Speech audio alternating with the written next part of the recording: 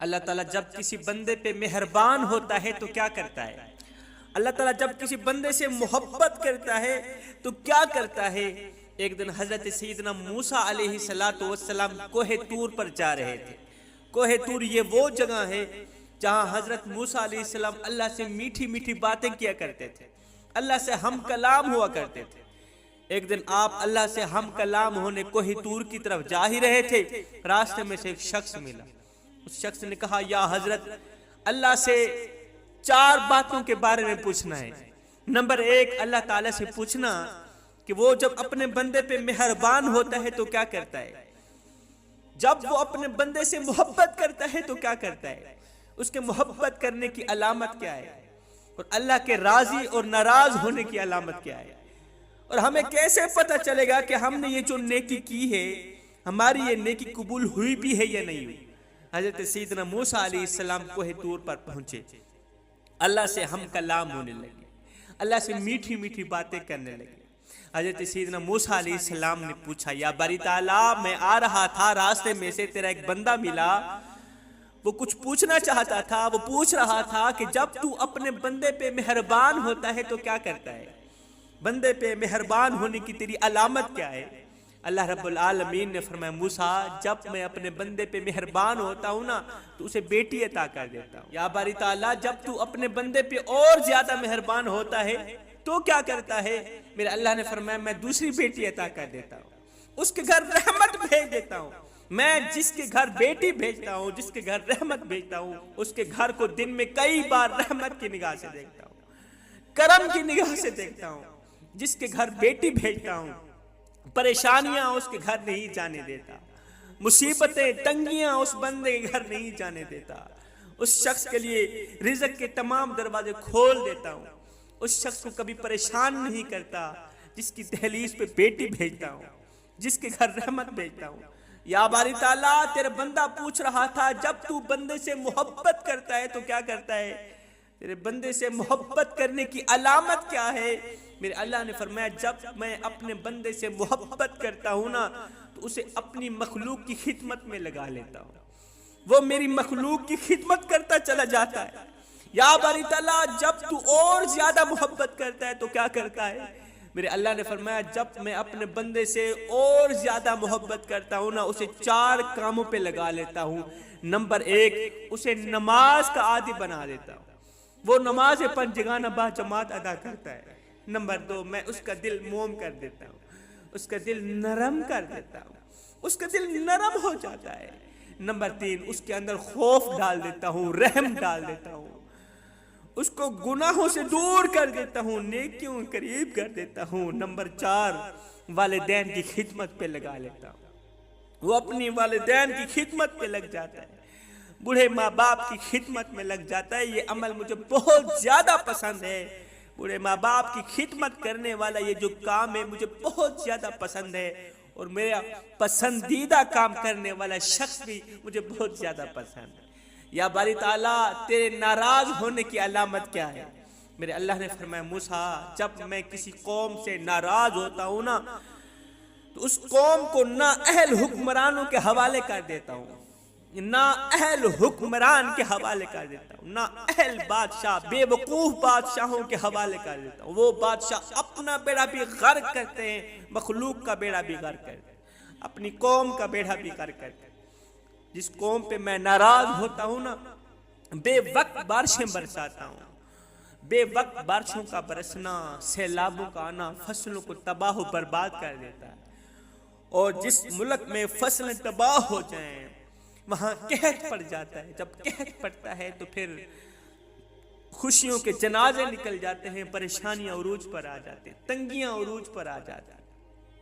یا باری تعالیٰ، جب تو قوم پہ راضی ہوتا ہے تیرے راضی ہونے کی علامت کیا ہے؟ میرے اللہ نے فرمایا، جب میں کسی قوم پہ راضی ہوتا ہوں میرے راضی ہونے کی علامت یہ ہے میں اس قوم کو نیک حکمرانوں کے حوالے کر دیتا ہوں، نیک بادشاہوں کے حوالے کر دیتا ہوں، نیک وزراء کے حوالے کر دیتا ہوں۔ وہ بادشاہ میرے احکامات کی پیروی کرتے ہوئے میری مخلوق کی خدمت کرتے ہیں، غریبوں کی مدد کرتے ہیں، مظلوموں کا ساتھ دیتے ہیں، ظالموں کو سزا دیتے ہیں، کسی کو تنگ نہیں کرتے، کسی کو پریشان نہیں کرتے، ملک میں خوشحالی پیدا کرتے ہیں، ملک میں رہنے والا ہر ایک شخص خوشحال نظر آتا ہے۔ یا باری تعالیٰ، تیرا بندہ پوچھ رہا تھا کہ ہمیں کیسے پتہ چلے گا ہم نے یہ جو نیکی کی ہے یہ نیکی ہماری قبول ہوئی بھی ہے یا نہیں ہوئی؟ میرے اللہ نے فرمایا موسیٰ اسے بتا دینا کہ ایک نیکی کے بعد جب اگلی نیکی کرنے کا وقت ملے، جب اگلی نیکی کرنے کا موقع ملے تو سمجھ لینا، پکا یقین کر لینا تمہاری پچھلی نیکی قبول ہو ہی گئی۔ میرے کریم نبی جناب حضرت محمد مصطفیٰ صلی اللہ علیہ وسلم نے فرمایا اللہ جب کسی بندے سے محبت کرتا ہے نا، اسے طرح طرح کی مصیبتوں میں ڈال دیتا ہے، اسے طرح طرح کی پریشانیوں میں مبتلا کر دیتا ہے۔ اس کا مطلب یہ نہیں ہے کہ اللہ تعالیٰ اس بندے پہ ناراض ہے اس لیے آزمائشوں میں ڈالتا ہے، نہیں، بندے سے کوئی خطا ہو جاتی ہے، اللہ تعالیٰ نہیں چاہتا کہ قیامت کے دن اس کو جنت میں کم مقام ملے، نچلا مقام ملے، نہیں، اللہ تعالیٰ چاہتا ہے میرے اس بندے کو جنت میں اعلیٰ مقام ملے، اعلیٰ مرتبہ دینے کے لیے، اعلیٰ مقام دینے کے لیے اللہ تعالیٰ اپنے اس بندے کو طرح طرح کی آزمائشوں میں ڈال دیتا ہے، طرح طرح کی مصیبتوں میں ڈال دیتا ہے، دکھوں کی بٹھی میں ڈال دیتا ہے، دکھوں کی بٹھی میں جل جل کے اس کے تمام گناہ جل جاتے ہیں۔ جب وہ مرتا ہے تو پاک و صاف معصوم بن کر مرتا ہے، جنت میں اللہ تعالیٰ اس کو اعلیٰ مقام دیتا ہے، اعلیٰ درجہ دیتا ہے۔ ایک صحابی ہیں جن کا نام حضرت عبداللہ بن مسعود رضی اللہ تعالی عنہ، ایک دن میرے نبی کی خدمت میں حاضر ہوئے، دیکھا آقا کریم کو بخار ہے، سخت بخار ہے، بخار نبی کا جسم مبارک چوم رہا ہے، آقا کریم تکلیف میں ہے، آقا کریم کو شدید بخار ہے۔ حضرت عبداللہ بن مسعود رضی اللہ تعالی عنہ نے عرض کی یا رسول اللہ آپ کو شدید بخار ہے، آپ تکلیف میں ہیں، اس وقت تو آپ کو بہت زیادہ ثواب مل رہا ہوگا اللہ کی طرف سے۔ میرے نبی نے فرمایا جی عبداللہ بن مسعود زیادہ ثواب مل رہا ہے، اور سن اے عبداللہ، جیسے درخت کی ٹہنی ہلانے سے، سردیوں کا موسم ہو، درخت کی سوکھی ٹہنی ہو، اس کو جھاڑنے سے جس طرح اس کے پتے جھڑتے ہیں نا، سیم اسی طرح اللہ تعالیٰ تکلیف میں مبتلا ہونے والے شخص کے گناہ بھی اسی طرح جھاڑتا ہے، تکلیف میں آزمائش میں مبتلا ہونے والے شخص کے گناہ بھی اسی طرح جھڑتے ہیں جس طرح درخت کی ٹہنی کو ہلانے سے اس کے پتے جھڑتے ہیں۔ تو جوانوں، یہ زندگی کے لمحے میرے اور آپ کے لیے غنیمت ہے، ان لمحوں میں کچھ کر لو، ان لمحوں میں کچھ اکٹھا کر لو، جب ایک نیکی کے بعد اگلی نیکی کی توفیق مل جائے، اگلی نیکی کرنا نصیب میں آ جائے تو پکا یہ کر لینا پچھلی نیکی قبول ہو ہی گئی ہے۔ جب مخلوق خدا کی خدمت کرنے لگو، جب دل موم ہو جائے، جب نماز پڑھنے کی توفیق مل جائے، اللہ جب ناراض ہوتا ہے روٹی بند نہیں کرتا، اللہ جب ناراض ہوتا ہے رزق بند نہیں کرتا، اللہ جب ناراض ہوتا ہے سورج کو حکم نہیں دیتا کہ فلاں شخص میرا نافرمان ہے، تیری کرنیں اس کے آنگن میں نہیں جانی چاہیے، نہ بندے نہ۔ اللہ جب ناراض ہوتا ہے تو سجدوں کی توفیق چھین لیتا ہے، اللہ جب ناراض ہوتا ہے تو یہ من اجڑ جاتا ہے۔ تو جب سجدوں کی توفیق مل جائے تو پکا یقین کر لینا اللہ تم پہ راضی ہو گیا ہے۔ ایک دن رسول کریم صلی اللہ علیہ وآلہ وسلم نے اپنی پیاری بیٹی حضرت سیدہ فاطمہ الزہرا رضی اللہ تعالی عنہا سے مسکراتے ہوئے فرمایا بیٹی فاطمہ، کیا تم جانتی ہو کہ دنیا میں ایک عورت ایسی بھی ہے جو تم سے بھی پہلے جنت میں داخل ہوگی؟ فاطمہ، کیا تم جانتی ہو دنیا میں ایک عورت ایسی رہتی ہے جو تم سے بھی پہلے جنت میں داخل ہوگی؟ یہ سن کر حسن و حسین کی اماں حیران رہ گئی، پریشان ہو گئی، حیران ہو کر بولی ابا حضور، آخر وہ کون سی خوش قسمت عورت ہے جو مجھ سے بھی پہلے جنت میں جائے گی؟ تو آگے رسول کریم صلی اللہ علیہ وسلم نے جو جواب دیا، جواب سن کر سیدہ فاطمہ الزہرا کا چہرہ خوشی سے نہال ہو گیا، چہرہ خوشی سے جھوم اٹھا۔ ہائے وہ فاطمہ جس کے بارے میں کائنات کے نبی نے فرمایا فاطمہ میرے جگر کا ٹکڑا ہے، جس کی خوشی میں محمد کی خوشی ہے، جس کی تکلیف میں محمد کی تکلیف ہے۔ وہ فاطمہ جو جنت کی عورتوں کی سردار ہے، وہ فاطمہ جو نبی کی سب سے زیادہ پیاری بیٹی ہے، جسے دیکھ کر نبی کا چہرہ کھل اٹھتا ہے، جسے دیکھ کر نبی کا چہرہ مسکرا اٹھتا ہے، وہ فاطمہ جو حسنین کریمین کی اماں ہے، جن کے شہزادوں کے بارے میں نبی نے فرمایا حسن اور حسین جنتی نوجوانوں کے سردار ہیں، وہ فاطمہ جس کی گود میں قرآن کی روشنی پلتی ہے اور جس کے اخلاق دنیا کے لیے نمونہ ہے، وہ فاطمہ جسے نبی نے فرمایا میری فاطمہ سب سے پہلے جنت کے اندر مجھے ملے گی، سب سے پہلے مجھے ملے گی، وہ فاطمہ جس کے پردے کی عظمت کے قصے، جس کے پردے کی عظمت کے قصے آج بھی کائنات کی تمام عورتوں کے لیے سبق ہیں، اور جس کی شرم و حیا قیامت تک ہر عورت کے لیے مثال بن کر رہے گی، وہ فاطمہ جس کی دعاؤں سے زمین ہلتی تھی اور جس کی نمازوں میں آسمان جھک جاتا تھا، وہ فاطمہ جس کے ہاتھوں پر مہندی نہیں بلکہ دین کے لیے قربانی کے نشانات تھے، وہ فاطمہ جس نے اپنی زندگی میں دنیا کی کوئی خواہش نہ کی، کوئی آرزو نہ کی، جب ایک سجدہ کرتی تھی پوری رات ایک ہی سجدے کے اندر گزار دیتی تھی، جب صبح کا وقت ہوتا تھا تو رو کر کہتی اللہ تیری راتیں اتنی چھوٹی ہیں کہ تیری بندی کا ذوق بندگی بھی پورا نہیں ہو سکتا، تیری بندی کا ابھی سجدہ مکمل نہیں ہوتا کہ تیری رات ختم ہو جاتی ہے، وہ فاطمہ جو ہر بیٹی، ہر ماں اور ہر عورت کے لیے کردار کی بلند مثال ہے، اتنا بڑا مقام و مرتبہ رکھنے والی سیدہ فاطمہ الزہرا نے رسول کریم صلی اللہ علیہ وآلہ وسلم سے پوچھا یا رسول اللہ آخر وہ کون سی عورت ہے، اتنی بڑی عورت ہوگی کوئی، کون سی عورت ہے بتائیں تو صحیح، اس کے اندر کون سی خوبیاں پائی جاتی ہیں جو مجھ سے بھی پہلے جنت میں داخل ہوگی؟ رسول کریم صلی اللہ علیہ وسلم نے فرمایا، بتا کر فاطمہ کو اور زیادہ حیران کر دیا۔ رسول کریم نے مسکراتے ہوئے فرمایا فاطمہ وہ کوئی امیر گھرانے کی عورت نہیں ہے، وہ کوئی مالدار نہیں ہے، وہ کوئی امیر کبیر نہیں ہے، بلکہ وہ ایک معمولی سی خادمہ ہے، اور وہ خادمہ تم سے پہلے جنت میں داخل ہوگی۔ بس ایک بار یہ واقعہ دل کے کانوں سے سن لیں، یہ واقعہ آپ لوگوں کو بہت زیادہ سکون دے گا، بے سکون دل کو قرار ملنے لگے گا، بے چین دل کو سکون ملنے لگے گا۔ اتنا بڑا مقام و مرتبہ رکھنے والی حضرت سیدہ فاطمہ الزہرا نے رسول کریم صلی اللہ علیہ وسلم سے پوچھا یا رسول اللہ آخر وہ کون سی عورت ہے، آخر وہ کون سی عورت ہے جو مجھ سے بھی پہلے جنت میں داخل ہوگی؟ فرمایا وہ کوئی مالدار عورت نہیں ہے، وہ کوئی بڑے سٹیٹس کی عورت بھی نہیں ہے، فرمایا وہ ایک معمولی سی خادمہ ہے، معمولی سی نوکرانی ہے۔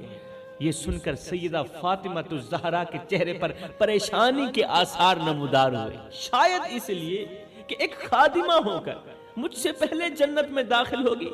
سیدہ فاطمہ الزہرا کا دل بھر آیا کہ ایک خادمہ فاطمہ سے پہلے جنت میں داخل ہوگی، دل بھر آیا۔ عرض کیا یا رسول اللہ کیا وہ محمد کی بیٹی سے زیادہ افضل ہے؟ آئے ہے سیدہ فاطمہ الزہرا نے جب سنا کہ ایک خادمہ مجھ سے پہلے جنت میں داخل ہوگی تو آگے سیدہ فاطمہ الزہرا نے عرض کی یا رسول اللہ ایک بات تو بتائیں، کیا وہ محمد کی بیٹی سے بھی زیادہ افضل ہے؟ رسول کریم صلی اللہ علیہ وسلم نے فرمایا ہرگز نہیں، ہرگز نہیں، محمد کی بیٹی سے افضل کسی کی بیٹی نہیں ہو سکتی، میری فاطمہ سے افضل کسی کی بیٹی نہیں ہو سکتی۔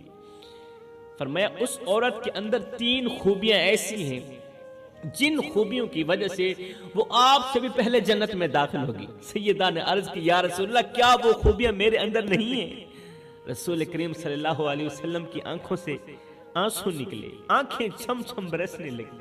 فرمایا میری بیٹی کے اندر جتنی خوبیاں ہیں، میری فاطمہ کے اندر جتنی خوبیاں ہیں، کائنات کی کسی بیٹی کے اندر وہ خوبیاں نہیں ہیں اور ہو بھی نہیں سکتی۔ کہا یا رسول اللہ پھر وہ مجھ سے پہلے جنت میں داخل کیسے ہو سکتی ہے؟ تو آگے رسول کریم صلی اللہ علیہ وسلم نے فرمایا فاطمہ تم پریشان کیوں ہونے لگی ہو؟ تم پریشان کیوں ہونے لگی ہو؟ ٹھہرو، آگے سنو۔ آگے سنو، پہلے اس کی خوبیوں کے بارے میں تو سنو نا کہ اس کے اندر کون سی خوبیاں ہیں۔ جی یا رسول اللہ، آپ اس عورت کی خوبیاں بیان کریں، کن خوبیوں کی وجہ سے وہ مجھ سے بھی پہلے جنت میں داخل ہوگی۔ تو رسول کریم صلی اللہ علیہ وسلم نے جو آخری جملہ بولا، وہ جملہ دل کے کانوں سے سنیں، بس وہ جملہ آپ لوگوں کو بہت زیادہ سکون دے گا۔ رسول کریم صلی اللہ علیہ وسلم نے فرمایا اس کے اندر 3 خوبیاں ہیں۔ پہلی خوبی یہ ہے، پہلا عمل یہ ہے کہ اس نے اپنی تمام امیدیں اللہ سے وابستہ کر رکھی ہیں۔ اس خادمہ نے اپنی تمام امیدیں اللہ سے وابستہ کر رکھی ہیں، اپنے تمام معاملات اللہ کے سپرد کر رکھے۔ اے میری فاطمہ، او میری بیٹی، تو نہیں جانتی یہ وہ عمل ہے جو اللہ تعالیٰ کو بہت زیادہ پسند ہے۔ میرے محترم بھائیوں اور دوستو، یہاں پر میں تمہیں ایک سبق آموز واقعہ سنانا چاہتا ہوں۔ پہلے واقعہ سن لیں، پھر یہ خوبیاں آخر میں جا کر بیان کروں گا۔ اللہ اکبر۔ رات کا وقت تھا، ایک ماں اپنے بیمار بچے کو گود میں لے کر روضہ رسول کے قریب بیٹھی تھی۔ ایک ماں اپنے بیمار بچے کو گود میں لے کر روضہ رسول کے قریب بیٹھی تھی۔ اس کی آنکھوں سے آنسو رواں تھے، وہ رو رہی تھی۔ ماں نے بے بسی سے آسمان کی طرف دیکھ کر کہا، مایوس ہو کر آسمان کی طرف دیکھ کر کہا، یا اللہ، یا اللہ میرے بچے کو شفا دے دینا، اللہ میرے بچے کو شفا دے دینا۔ تو جانتا ہے نا کہ میں نے ساری امیدیں تجھ سے ہی وابستہ کر رکھی ہیں۔ اس طرح کی وہ باتیں کر رہی تھی کہ اچانک ایک اجنبی شخص اس عورت کے قریب آیا اور کہا، بہن یہ پانی لو، اپنے بچے کو پلا دو۔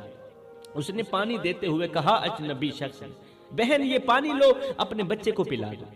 ماں نے اجنبی کا دیا ہوا پانی اپنے بچے کو پلا دیا، اجنبی سے پانی لیا، اپنے بچے کو پلا دیا۔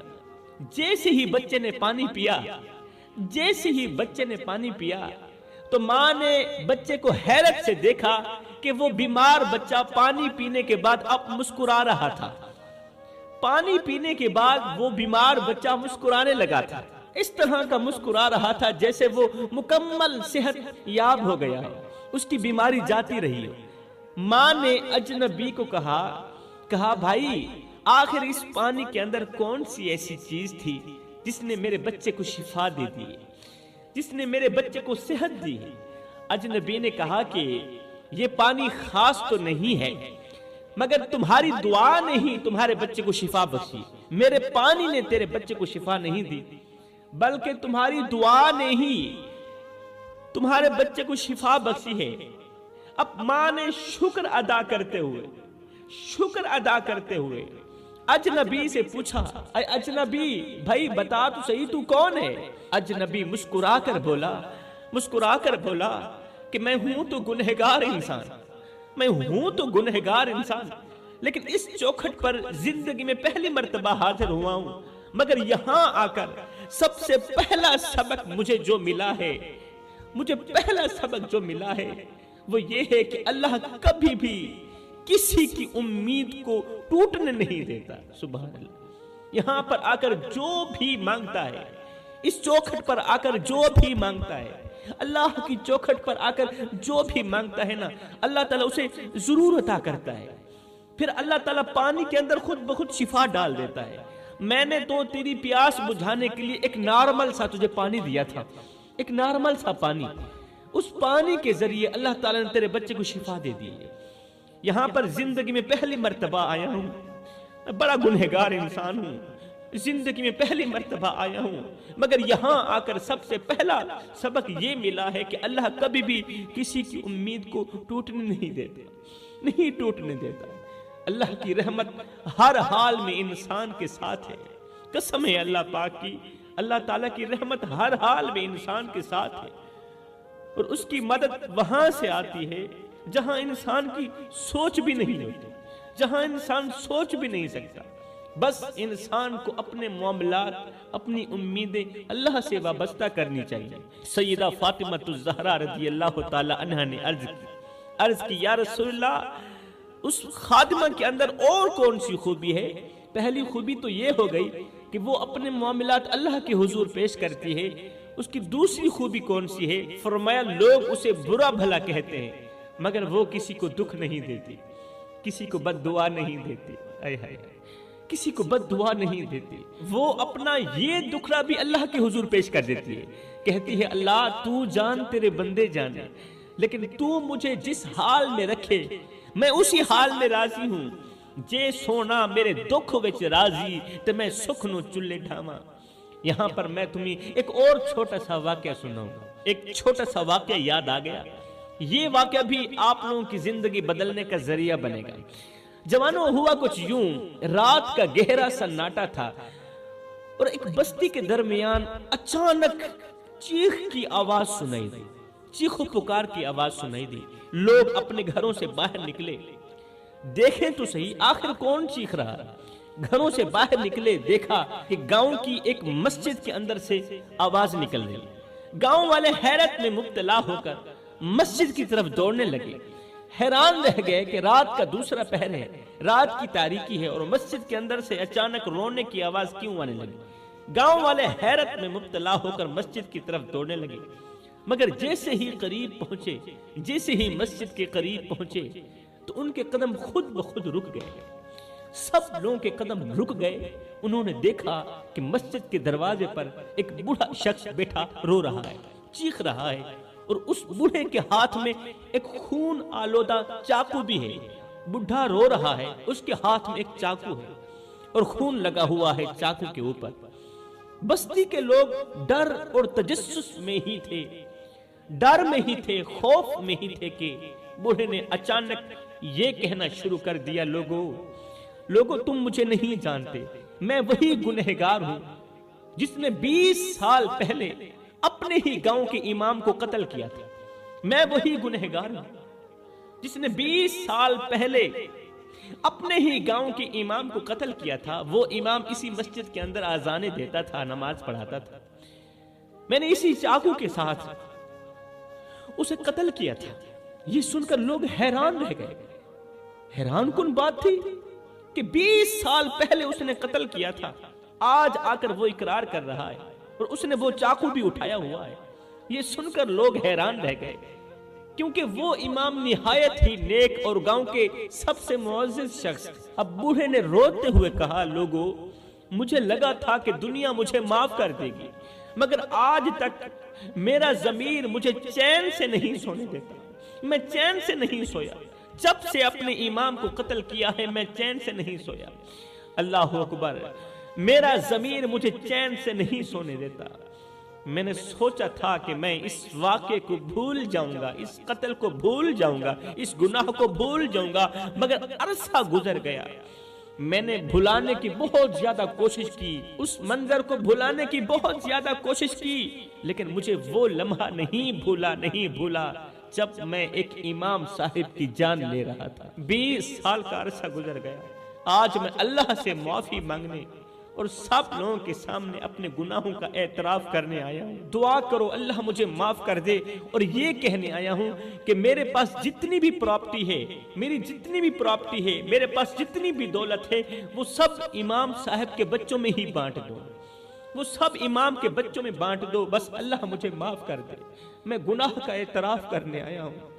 لوگ سن بھی رہے تھے اور رو بھی رہے تھے۔ مسجد میں موجود ہر شخص کی آنکھوں میں آنسو تھے، ہر کوئی ایک ہی بات سوچ رہا تھا کہ انسان دنیا سے تو اپنے گناہ چھپا سکتا ہے، مگر اپنے ضمیر اور اللہ سے اپنے گناہ نہیں چھپا سکتا، اپنے ضمیر سے بھی نہیں چھپا سکتا اور اللہ سے بھی نہیں چھپا سکتا۔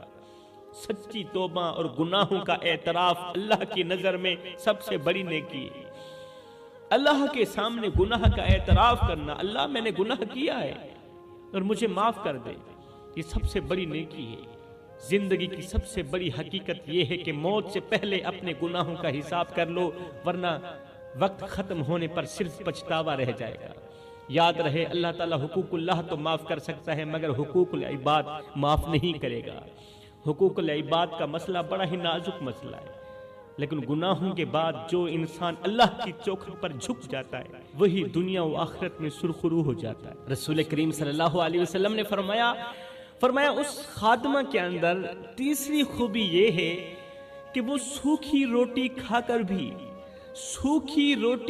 کر بھی ایک گھونٹ پانی کا پی کر بھی اللہ تعالیٰ کی شکر گزاری کرتی ہے، اور شکر گزار بندے کو بہت بڑا مقام دیتا ہے میرا اللہ۔ اے میری فاطمہ اب سنو، ان 3 خوبیوں کی وجہ سے اللہ تعالیٰ نے اس خادمہ کو مقام یہ دیا ہے، اس خادمہ کو اللہ نے مرتبہ یہ دیا ہے کہ اے میری بیٹی فاطمہ، جب تم جنت میں داخل ہونے لگو گی تو ارد گرد آگے پیچھے بہت زیادہ حوریں ہوں گی، تمہارے آگے پیچھے حوروں کا رش ہوگا، بہت زیادہ حوریں ہوں گی جو تمہارے استقبال کے لیے صف باندھے کھڑی ہوگی، اور وہ خادمہ جو تم سے پہلے جنت میں جائے گی، وہ خادمہ تمہارے لیے راستے بناتی جائے گی۔ سبحان اللہ، وہ خادمہ جو تم سے پہلے جنت میں جائے گی نا، یہ 3 خوبیاں رکھنے والی خادمہ، اس کو اللہ جزا یہ دے گا، وہ خادمہ تمہارے لیے راستے بناتی جائے گی،